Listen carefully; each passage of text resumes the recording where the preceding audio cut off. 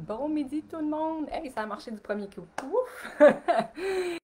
J'avais peur que ça ne fonctionne pas. Super! Je m'en viens un petit peu plus à l'aise, malgré que c'est pas toujours évident. J'espère que vous allez bien ce midi, que vous profitez de la belle température en ce mois d'octobre, qui est quasiment plus beau que le mois d'août, avec les belles couleurs qu'on a et la belle chaleur. C'est super intéressant. C'est vraiment le fun. On peut faire plein d'activités encore dehors et il faut en profiter pour les quelques jours qui restent parce qu'ils nous annoncent de la pluie en fin de semaine. C'est sûr, hein, on travaille la semaine, il fait beau, la fin de semaine, il fait moins beau. Donc, aujourd'hui, je suis avec vous ce midi pour faire une autre séquence d'exercices, mais cette fois-ci sur le plancher pelvien, pour votre plancher pelvien. Ça peut être intéressant si oui, tu as des fuites, si tu as des douleurs, soit aux relations intimes ou dans la vie de tous les jours, douleurs au plancher pelvien, mais aussi douleurs au niveau des fesses, du bas du dos, même du genou à la limite si on a des tensions dans le plancher pelvien, mais ça peut avoir une répercussion là, sur vraiment tout notre corps. Donc, juste un petit rappel avant de commencer sur le plancher pelvien. Donc, c'est quoi? Donc, le plancher pelvien, c'est un groupe de muscles. C'est pas seulement un muscle. En fait, c'est tout ce qu'il y a en rouge ici. Donc, ça tapisse vraiment le fond de mon bassin. Donc, c'est un plancher. Donc, comme je disais, un groupe de muscles qui est divisé en trois épaisseurs, qui part vraiment de ton pubis en avant, donc de l'os juste ici en avant, qui va jusqu'à ton coccyx et aussi qui va de part et d'autre de ton corps, donc d'un ischion à l'autre. Les ischions, c'est les petits os que tu as en dessous de tes fesses. Donc, quand tu t'assois, si tu t'assois sur quelqu'un, quelqu'un dit « Ah, ça me fait mal », bien ça, c'est tes os de fesses, tes ischions, qui vont appuyer là, sur les cuisses de la personne. Donc, ça, c'est notre plancher pelvien. Il y a plusieurs rôles. Donc, oui, la continence, il y a un rôle au niveau sexuel. Il nous permet de bien sentir s'il est adéquat. Un rôle de stabilisateur dans notre corps parce que c'est vraiment un ami avec les abdominaux. Donc, il y a plein de rôles comme ça. Donc, on veut qu'il soit vraiment à son plein potentiel. Si tu veux en savoir plus sur le plancher pelvien, j'ai fait plusieurs posts et plusieurs vidéos aussi à ce sujet-là. Tu peux aller voir là, dans la section vidéo de ma page Facebook. J'ai plein de choses à t'apprendre là-dessus. Donc, aujourd'hui, pour les 4 exercices qu'on va faire, on va avoir besoin d'une chaise, idéalement d'une serviette, une serviette à main, ça peut être plus gros aussi. Si tu n'as pas de serviette, tu peux toujours prendre un chandail, donc on a besoin de rouler pour mettre entre nos jambes pour nous aider à bien sentir la contraction de notre plancher pelvien. Des balles aussi.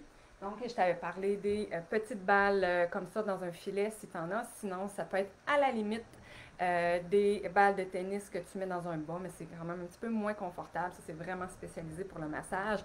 Et si tu n'en as pas deux, mais ça peut se faire aussi avec une balle. Je vais te montrer une petite variante. Donc, je pense que c'est pas mal ça que tu as besoin.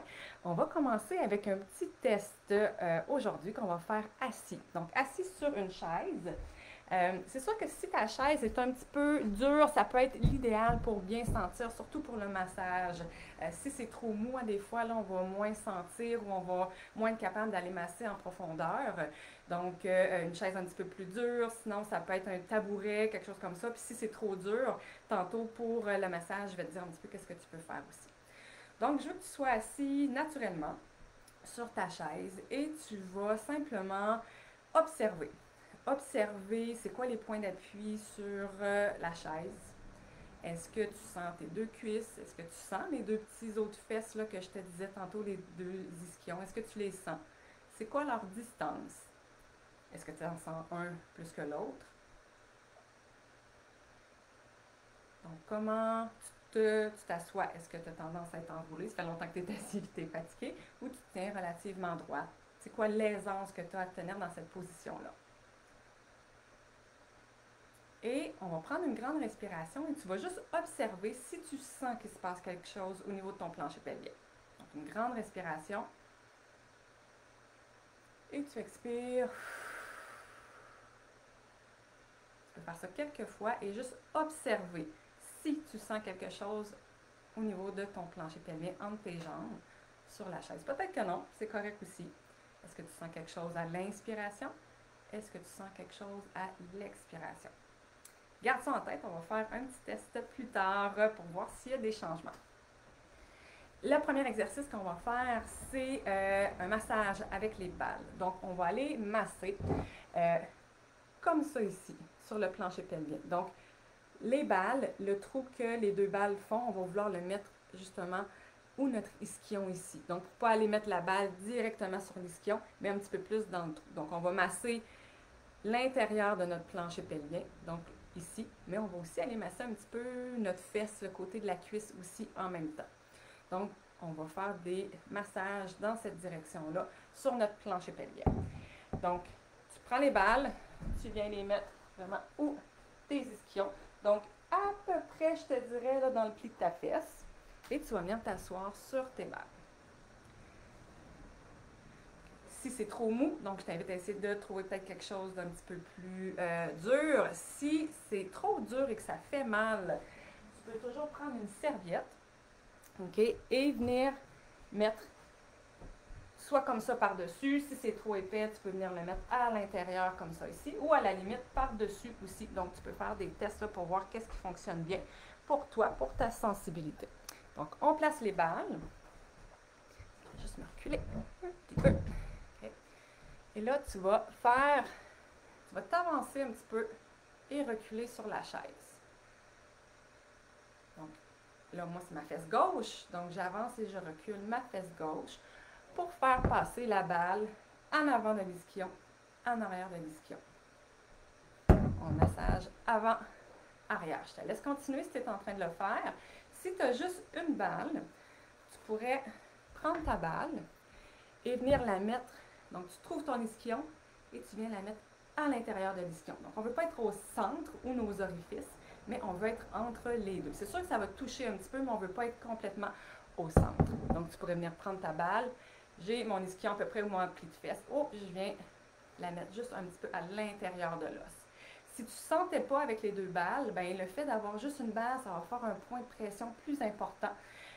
Et tu vas être capable là, de bouger un petit peu plus et d'aller te faufiler aux endroits là, qui sont un petit peu douloureux. Moi, là, j'ai une tension un petit peu plus hausse, là, ici, là, comme vraiment dans le haut de ma craque de fesse. Je suis encore dans mon plancher pelvien.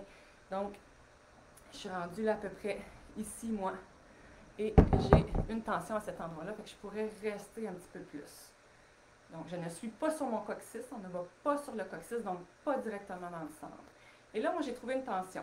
Je pourrais plier et relâcher ma hanche, faire des mouvements comme ça. Je pourrais faire des mouvements de rotation. Donc, j'amène mon pied vers l'extérieur, mon pied vers l'intérieur pour faire des mouvements ou continuer à faire mes frictions parallèles à mes fibres, donc avant-arrière. On va changer de côté, soit avec une balle ou avec deux balles. Je vais continuer avec ma balle unique. Là, un petit peu plus de tension en avant, celui-là.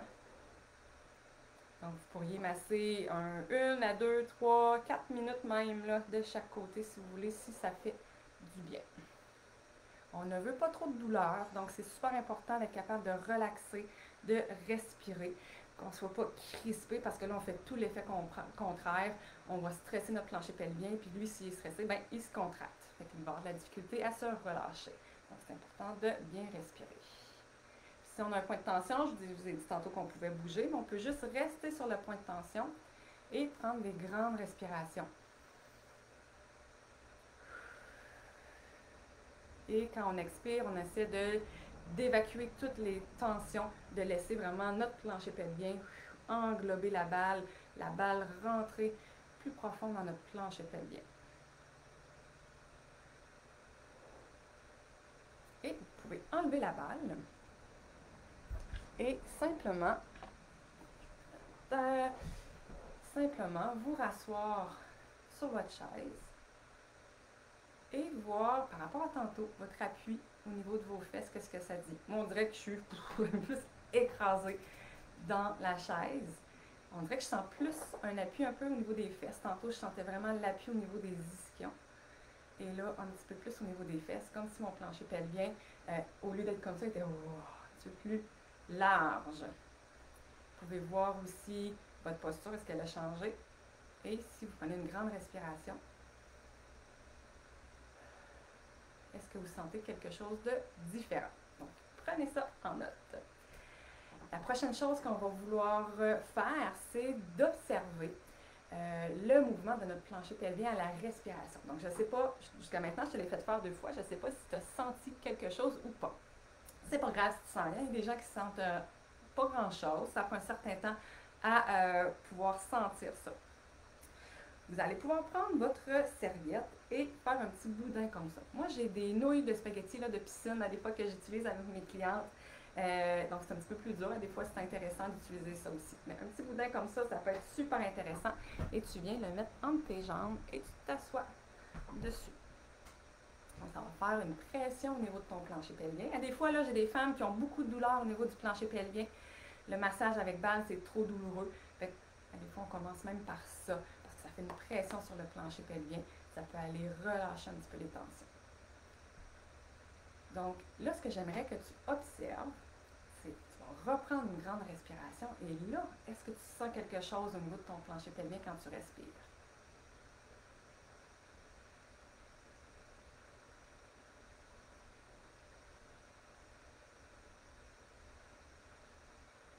Peut-être que oui, peut-être que non.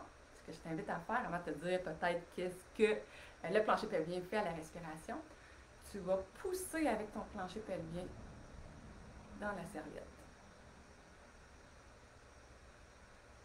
Okay. Tu gonfles ton plancher pelvien vers le bas, donc il va possiblement que tu bloques un peu ta respiration. Tu pousses vers le bas. Est-ce que tu sens qu'il y a une pression qui se fait dans le plancher pelvien, dans la serviette?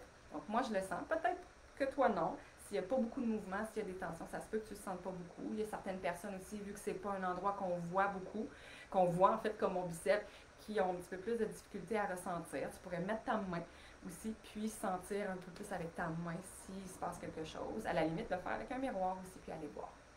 Donc, pousse et relâche pour vraiment sentir la poussée et la remontée de ton plancher pelvien. Et là, si tu respires, est-ce que tu sens un petit peu cette poussée-là à un endroit de ta respiration? Normalement, ce qu'on voudrait sentir, et c'est pas grave si c'est pas ça que tu sens, tu pourras peut-être venir m'écrire soit en privé, en commentaire, pour me dire qu'est-ce que tu sens, puis je pourrais te dire là, un petit peu c'est quoi mes théories, ou si c'est correct aussi ce que tu sens. Parce qu'à des fois, moi, je te décris des choses avec mes mots, mais à des fois, tes mots peuvent être différents aussi. Donc, lorsqu'on inspire, donc à l'inspiration, mon diaphragme qui est ici va descendre. Donc, en descendant, mon diaphragme vient pousser sur mes viscères, et là, mes viscères sont écrasés vers le bas. Donc, mon plancher pelvien, il va descendre, un petit peu comme un hamac quand je me couche sur le hamac. Fait que si je pèse ici, ben lui, ça, c'est mobile, c'est élastique, c'est un muscle. Donc, lui, il va falloir qu'il accueille cette pression-là et qu'il descende vers le bas. Okay? Donc, ça, c'est une réponse normale du plancher pelvien à la respiration. Donc, il y en a qui ont plus ou moins, comme je disais, selon si la respiration est optimale ou tu vas chercher ta respiration. Des fois, on peut plus ou moins sentir dans le plancher pelvien. Donc, inspire. Sans voir si tu sens un petit quelque chose. Et expire. Ouais, est-ce que ça remonte? Est-ce que ton hamac remonte? Et des fois aussi, ce qu'on peut faire, c'est quand on expire, forcer un petit peu plus pour voir est-ce que tu sens un petit peu plus la remontée de ton plancher pelvien ou au contraire, est-ce que tu sens que ça pousse? Fait que si tu expires,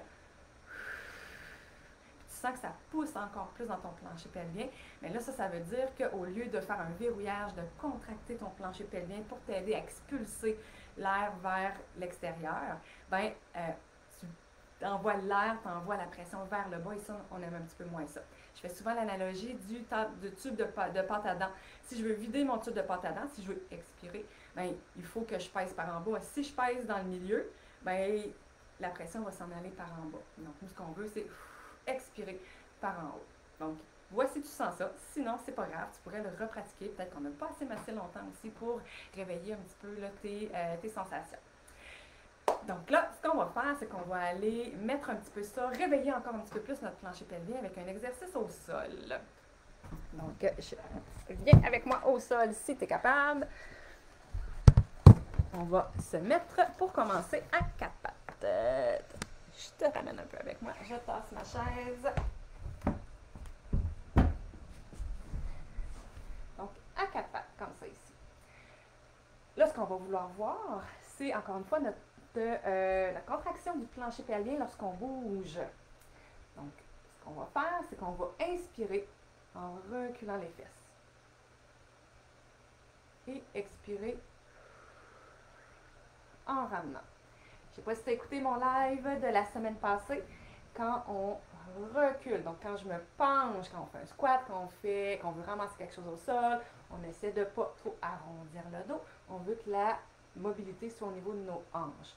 Donc garde ton dos droit, donc je ne veux pas qu'il arrondisse, il faut que tes ischions, lorsque tu recules, il faut qu'ils restent pointés vers l'arrière, il ne faut pas qu'ils s'en aillent vers le sol. Donc recule en inspirant. Là, est-ce que tu sens qu'il se passe quelque chose au niveau de ton plancher pelvien ou peut-être au niveau de tes ischions? Est-ce que tu sens que tes ischions bougent quand tu inspires et tu recules? Pour ça, il faut que tu sois capable de relâcher tes fesses et relâcher ton plancher pelvien. Normalement, quand je recule, si je suis bien capable de relâcher mes fesses et mon plancher pelvien, mes ischions vont s'écarter, mon plancher pelvien va s'étirer un petit peu. Et quand j'expire, en remontant, donc le plancher pelvien va se contracter et remonter vers ta tête, les os des fesses vont se rapprocher. Essaie de sentir ce mouvement-là. Inspire, relaxe le plancher pelvien, les fesses quand tu recules vers tes talons. Expire. Sens ton plancher pelvien qui remonte. Et tu peux lui donner un petit coup de pouce en venant contracter un petit peu, comme si tu voulais retenir urine et gaz. Donc, inspire.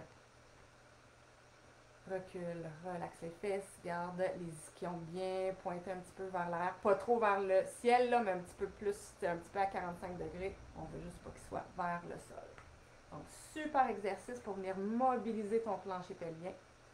Si tu as des tensions, entre autres, si tu as des douleurs au niveau du dos, des hanches, peu importe, si tu es très sportive aussi, c'est souvent le plancher pelvien très sollicité. Souvent, on va avoir des tensions au niveau des adducteurs. Ce qu'on peut faire, une petite modification, c'est d'amener ta jambe sur le côté comme ça. Donc, mon pied est parallèle à moi, donc il n'est pas pointé vers l'extérieur. Et là, je peux faire la même chose, mais je vais aller moins loin. Faites attention, si vous avez des bonnes tensions, ça peut tirer. Moi, ça tire déjà. Donc, je peux inspirer, reculer, expirer, contracter et revenir. Et là, comme ça, inspirer. On fait attention au niveau du dos aussi. On ne veut pas aller comme ça. Inspirer. On relaxe les fesses. Expirer. On remonte. Et on fait quelques répétitions de l'autre côté. Inspire. Et là, moi, c'est un petit peu plus raide de ce côté-là. Je ne peux pas trop aller loin. On expire. On remonte, on contracte un petit peu le plancher pelvien. Et super intéressant de le contracter dans une position asymétrique comme ça, parce que là, ici, je viens tirer un peu sur mon plancher pelvien. Fait que lui, il faut qu'il force un petit peu plus là, pour se contracter. Fait que c'est super intéressant comme exercice pour aller le stimuler. Entre autres, si tu as une béance vaginale, si ton ouverture vaginale est un petit peu ouverte, si tu as des gaz vaginaux, entre autres, si tu as une diminution de sensation en relation sexuelle, ça peut être super intéressant à faire aussi pour aller justement aller chercher un petit peu plus de force là, en latéral, donc de côté. Donc là, on vient d'éveiller encore un petit peu plus notre plancher pelvien. On va mettre ça un petit peu en pratique. Fait que, on retourne en haut debout.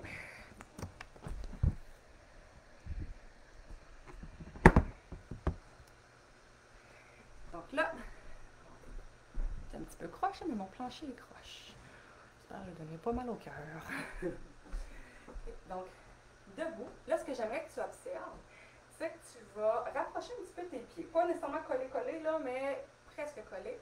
Et tu vas lever une jambe dans les airs. Et je veux que tu observes, ton corps, il fait quoi? Est-ce que tu penches sur le côté?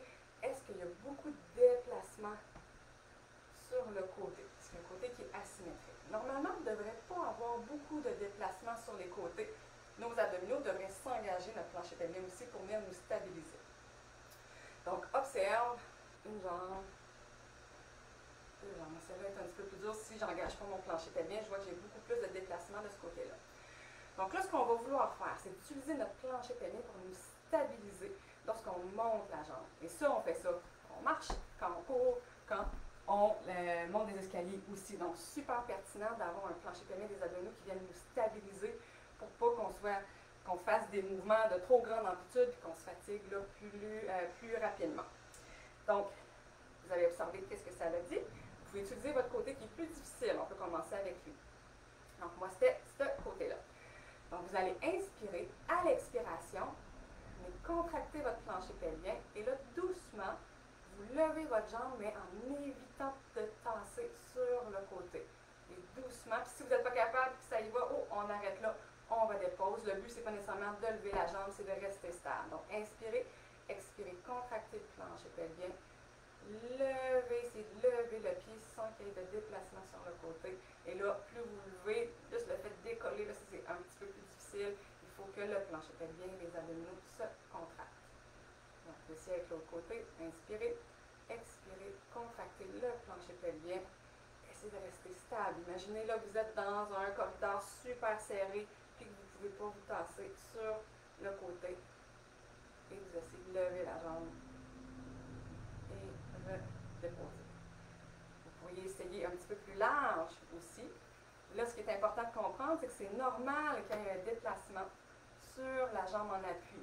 Mais on ne veut juste pas que ce soit dépassé la jambe en appui. Donc, si je suis un petit peu plus large, je peux transférer en expirant, en contractant mon plancher pelvien. Je transfère mon poids sur ma jambe en appui, mais je ne dépasse pas et je ne penche pas. Je contracte plancher pelvien, les abdos pour remonter la jambe. Et on y va de l'autre côté. On inspire, on expire, on contracte plancher pelvien.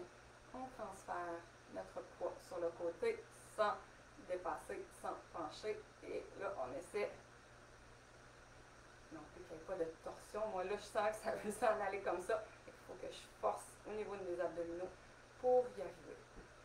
Si vous faites les marches de crabe comme ça, là, souvent, moi, je vois des gens que le corps bouge beaucoup comme ça, mais ça peut être aussi ça comme exercice là, de stimulation de votre plancher pelvien.